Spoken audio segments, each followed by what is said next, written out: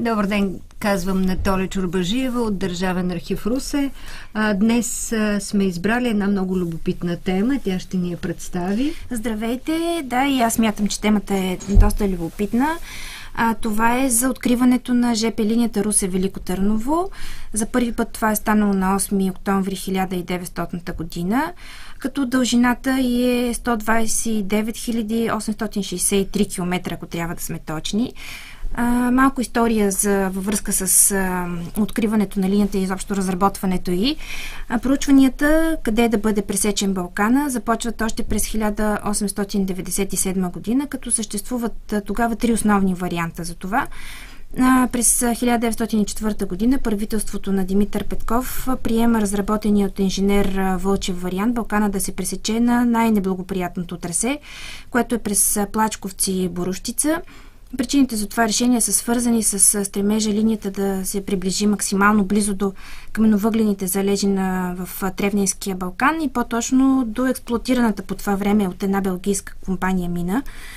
Търг за строителството на линията Търново-Борщица е спечелен от ловчанлията Христо Никифоров. Инженер Петко Николов, първият директор на БДЖ, е назначен за технически директор по строителството. Поради слабото движение в началото, Главна дирекция на железниците и пристанищата е наредила временно да циркулира ежедневно само един смесен влак от Търново до Плачковци, който на другия ден се връща обратно в Търново.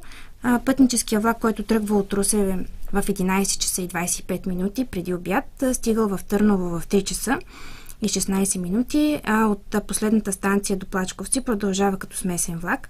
По време на Балканската война ЖП линията изпълнява стратегическа задача.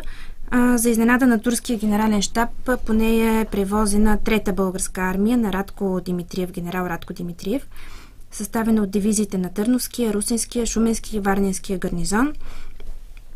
В двете уникални тетрадки с спомени за Балканската и Междусъюзническата война, които Държавен архив съхранява, може да се научи повече за тази страна на военните действия. Изпращане на мобилизираните части от Русенската гара, също така трогателни сцени на раздяла на семействата с заминаващите на бойното поле и прочие.